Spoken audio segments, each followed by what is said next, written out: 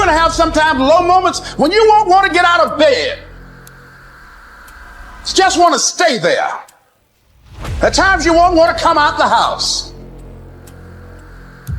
It's hard living. Life is hard. It's hard handling just the tragedies of life. It's hard.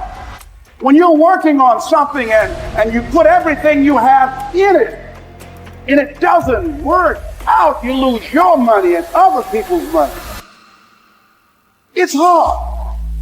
You will go through things, and while you're going through them, you can't understand why it's happening to you.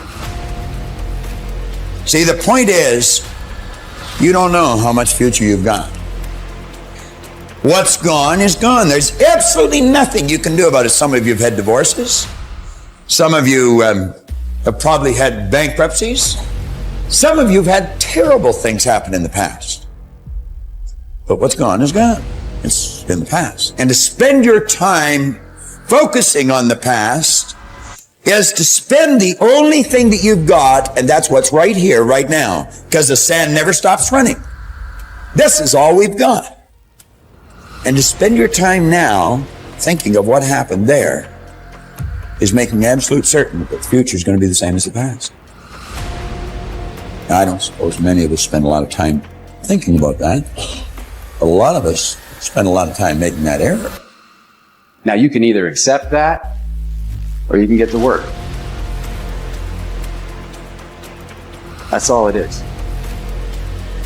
You just begin. You do the math. You solve one problem. Then you solve the next one. Whatever drama you may be dealing with, this is not the end of you. No matter what it is not the end. You can't quit now. And the only way out is through. All you do is you fall down, get back up again, fall down, get back up again, fall down, get back up again. That's how you win. You got to be bold in life, ladies and gentlemen. If you're not bold, if you're not standing up inside yourself, if you're not willing to call into being the highest and the strongest that's within you when you're facing life's challenges, life will trample you. But see, when you discover the truth of this goodness, this power that you have within you, that truth will set you free from ever being a victim in life. That truth will enable you to handle things with a level of equanimity that will surprise you. Getting unstuck means that you are going to start living life on your terms, rather than just gliding through every day on automatic. That you have a special power within, that you know that things are going to get better for you. You know that you can handle this. And because you want some different kind of results in your life, you've got to decide that I'm going to go all out. Now listen to me. I don't care what you're going through. If you're not dead, he ain't through with you yet. As long as you waking up, you still in the game. As long as you alive, you can still make it happen. As long as that breath in your nostril boot, you still in the game. You still can win. Now get your butt up. Why do you keep crying? Why me, God? Why did I get MS? Why did I get cancer? Why did my mama die? Why did I get fired? Listen, you got put through that because what that does, that tension produces greatness. Stop running from it and run to it. Lions don't cry. Lions don't give up. Lions don't quit. Lions hunt. That's what we do for a living. We turn tragedy into triumph. You'll never obtain any substantial measure of material wealth if you insist upon living your life as if you are looking back through your rearview mirror on your automobile. Nevertheless, it seems to be a very common error which many people have turned into a habit. Let the dead bury the dead. Let it go. I don't care how bad it was, let it go. 5 years from now, 10 years from now, when you look back in retrospect at that terrible thing that's happened, you're going to find it was probably one of the best things that ever happened to you. Advancement of all kinds is preceded by a crisis. The greater the crisis, the greater the opportunity for advancement. Or you could put it another way. You could say, out of all confusion comes order.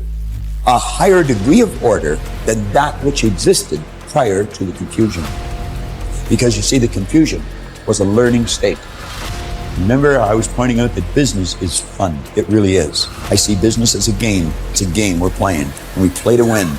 And when we're winning, we're having fun. And when we're losing, we're learning. Let's treat both of the experiences exactly the same. They're learning experiences. Now we say, remember the old adage which says, let the dead bury the dead. Stop looking back on your life and worrying about the things which have already occurred and which you can no longer alter. That's like trying to change the time you got out of bed this morning. You're never going to be able to do it. That stands for eternity. You cannot go back and change it, since you cannot let it go. Pursuing that kind of mental activity will never lead to anything worthwhile, any worthwhile accomplishment in your life. You should understand, moreover, that all accomplishments in your life, you should understand, moreover, that all of the great achievers of the past have been visionary figures. They did with their life what, like Scott was saying, he does with his music. He heard it in here. They see their life in here. They're building visions of a great future. We've got a vision of a great company. We've already got a great company. We want a better one. We serve a lot of people. We want to serve more. And as we do, we receive greater rewards.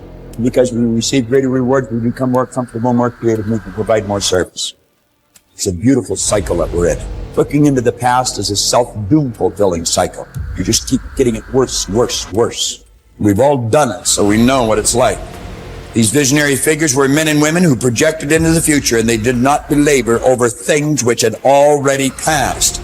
They thought of what could be rather than what already was, and then they moved themselves into action to bring these things into fruition. If there were tips for success, everybody would have been successful. There are no tips for success. Only those who are not so successful, or those who are not successful, think somewhere if you read 10 points in a book, you're going to be successful. We need to understand this. If you want to be successful, don't seek success. What you seek is competence. If you enable yourself, and if you do something well, other people will say you're a success. If you think, I'm a success, it's foolish, isn't it? You're doing something, and you're doing it well.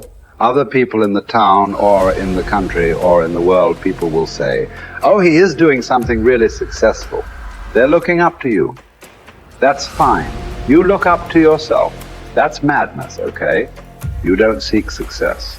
You seek empowerment, you seek competence, you do it the best that you can do. You cannot do as well as somebody, but you can do the best that you can do. So if you do your best, if your best is good enough, the world will recognize. If it is not, you will be happy. So what does success look like? What does it take? Well, you know, I know family and friends who always have their breakfast on time. And after breakfast, of course, they must have coffee. After coffee, of course, they must light up a cigarette, sit there nicely, because they're trying to become peaceful. And then they will go to work, come back home exactly on time for lunch, eat lunch, rest for 1 or 2 hours, sleep, then evening have 1 tea, and then smoke, and then again go to work. And at 8 o'clock, 8:30, they're back home for dinner, and then maybe other things, drink and this and that and whatever. But those who have been very successful, either in music, sport, art, business, spiritual process, doesn't matter what, those people never know when they ate, when they slept, when they got afternoon rest. So those who are committed to being successful with whatever they're doing, one important aspect of their life is they're not settling down wherever it's a bit comfortable. Because comfort will happen when they lower you too in the grave. Very comfortable you are, you know. Right now, it's about ensuring that there is profoundness of experience and there is impactfulness of activity. Because if they had given you a limitless amount of time, you could do all those things. Nothing wrong, I'm not against them. But they gave you such little time with such tremendous potential of being human. That's the problem. For every one of you, your life is precious, isn't it? It's a precious life. If something is precious, where do you want to invest this life? Because what you call as my life is just a certain amount of time and energy, isn't it? As you sit here, your life is ticking away, or no? What is ticking away is not time. What is ticking away is your life. So this energy that you call as my life How are you going to invest it? Because if you're doing something truly worthwhile, it gets over before you know what happened. Only if you're doing something worthless, it feels like a long life. Have you noticed this? On a particular day when you're very happy, 24 hours, poof. It went off like that, like a moment. You are miserable, 24 hours feels like 10 years. Have you not noticed this? So, only miserable people will have a long life. Joyful people, life goes away like that as if it's a couple of days. It passes away like that if you are creating what you really care to create. So, one thing that every young person should do is, without the influence of the peers of your own age group, without the influence of your professors and your parents, without any kind of influence, somewhere you must stay by yourself at least for 2-3 days and look at it. What is it that I want to invest this precious life into? What is it that will be worthwhile today and worthwhile after 50 years for me to invest myself into? You invest your life into that, whatever it is, however small, big, it doesn't matter. If you see that this is something truly worthwhile and you invest your life in that, this will be a life of fulfillment.